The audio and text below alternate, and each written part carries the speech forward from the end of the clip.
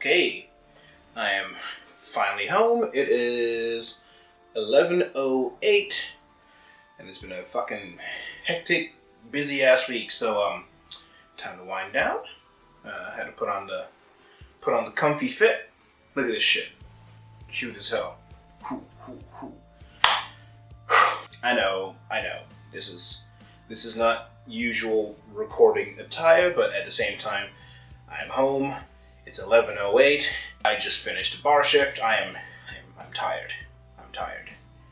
But I actually managed to watch another movie this week, and while it's still fresh in my head, while I still have some thoughts going, let's talk about Day Shift. Day Shift is a Netflix original. I haven't researched into it, and at this point, the term Netflix original doesn't really mean much. But at the same time, it is a Netflix movie. And in a time when Netflix movies can be hit or miss, I enjoyed The Gray Man. I thought it was okay. I thought it was an okay 90s throwback, and it had some good ideas and some interesting ideas. Drone shots that kind of looked cool but added nothing. I should stop talking about one movie and then making everything turn into a review for another. That's a bad habit. I gotta kick that. Anyway, Day Shift. Day Shift is the new Jamie Foxx movie. Jamie Foxx Netflix movie. Last time I watched and reviewed a Jamie Foxx Netflix movie was Project Power. There's a podcast episode about that. For that podcast under the same name as this channel. Project Power was okay. It was alright. Some cool ideas. Weird execution, but some cool ideas. Jamie Foxx as a lead has always been a very charismatic lead, and he is also a charismatic lead in this movie. The story of Day Shift is Jamie Foxx is a vampire hunter. He's a vampire hunter that was kicked out of the vampire hunting union because he is a wild card, a maverick. He doesn't go by the rules. I'm going to be saying that for a lot of movies, honestly. That describes most protagonists. I'm going to just start saying it like that because that's pretty much what I expect the pitch for every meeting to be. It's like, so we have our protagonist. He's a wild card. He's a maverick. He doesn't go by the rules. But yeah, Jamie Foxx is a wild card maverick, doesn't go by the rules.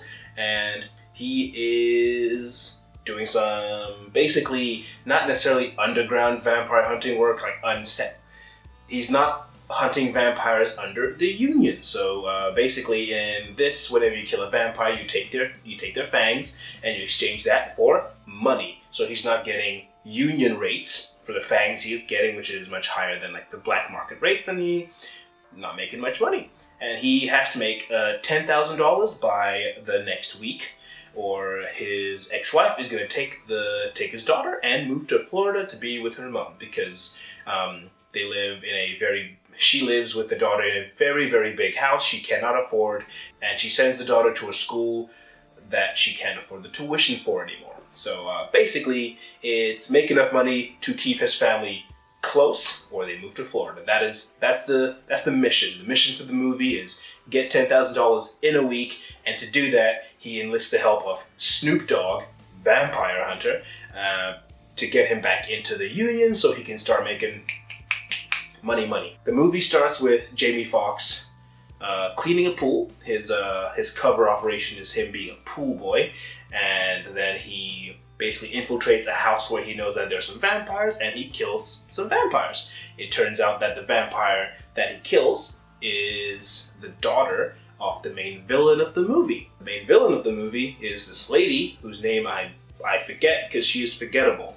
She's nothing. She's barely really a villain. She has the whole thing of the future of vampires as we no longer rule the night, we shall rule the day, and they're doing it with vampire sunscreen.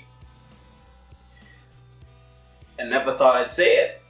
As a concept it makes sense, but saying it out loud doesn't make it sound any less fucking stupid. Yeah, so they're using vampire sunscreen, something that the movie mentions once and then doesn't really touch on much. She wants to, buy a bunch of properties and then move vampires into the area. And that's her plan. It's a boring plan because she's a boring villain. And she's definitely Hispanic because she says words in Spanish at the end of every sentence of English. She barely just speaks in Spanish. It's weird. Like, they could have not had that be a thing about her and nothing would have changed, but they have that be a trait she has, and it just comes across as kind of goofy, and we can't take her seriously. Also, this is a comedy. I didn't think this was going to be a comedy. Like, I only saw, an article that there was going to be a movie called Day Shift, and Snoop Dogg is a vampire hunter.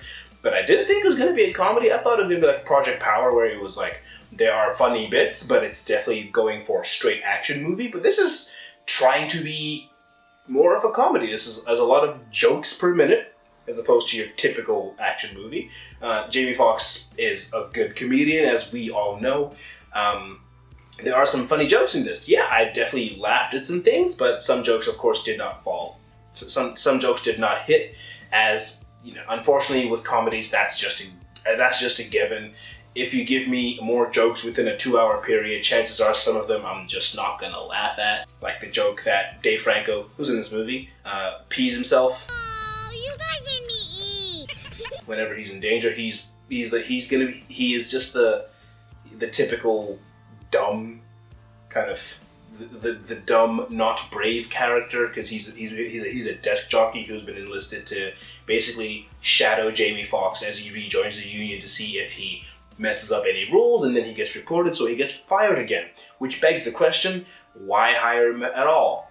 Why bring him back if all you're going to do is waste resources trying to fire him again? You could have just said no the first time. Well, just because Snoop Dogg asked you to rehire his friend, you're like, fuck it, I'll do it. But I'm going to hate every fucking minute of it, though. The tone of this movie is strange. It's strange because it's not going for straight up comedy, but it is towing the line. It's a comedy action movie, but it doesn't necessarily commit to both in a way that makes sense. It's kind of going back and forth. Sometimes it's just, it's just witty jokes and just jokes about vampires and bad punchlines in action scenes. But then it goes to another part where it's, now it's about its serious stuff like taking over the daytime, and I don't care. I don't care because the strength of this movie is within the action, and they have a handful of action scenes, which I enjoyed. I thought the best part of this movie was the action scenes. The intro action scene is really cool because it also establishes the fact that vampires in this universe are super, super flexible. They do lots of acrobatics and lots of grapples and counters and stuff like that, which makes sense, which is very cool. I like that. I like having an enemy that we know what their skill set is, which makes the protagonist have to find ways around that.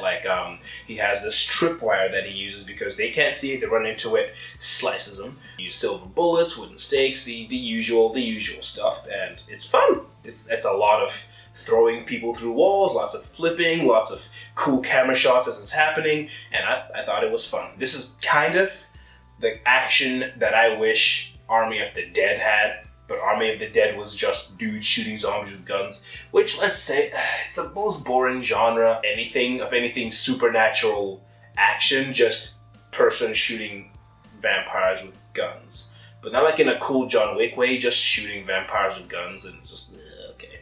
But in this, at least, our heroes get up close and personal. Jamie Foxx and Dave Franco have some decent enough chemistry. I see what they were going for. They're going for the whole gruff wild card and nerdy by the numbers, and that's why they're always at odds. But they seem to force it more than let it organically develop into anything. Like at some point, Jamie Foxx just tells Dave Franco that he has the instinct of a vampire hunter after literally seeing him pee his pants mid-fight and fail to throw him his gun and be generally useless. And that's strange. Now this whole, it's meant to be like a heartfelt conversation where he's trying to make him gain some confidence in his job, but there's nothing to prove that he should have confidence in the first place, and it feels like his character should know this. It's strange. There's a lot of forced character moments in this, and I feel like if they put in the legwork, it wouldn't matter as much, but they try to make it like this thing where their relationship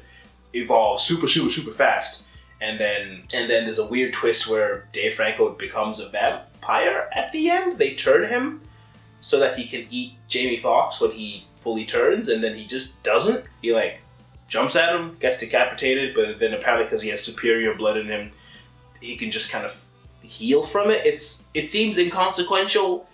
It's played for a joke. It is a joke. It is a comedy movie, but the joke doesn't work. For a second, I thought they actually just killed him off when he got his head cut off, and I was like, okay, I guess. And then he came back, and I'm like, I see what we're doing here.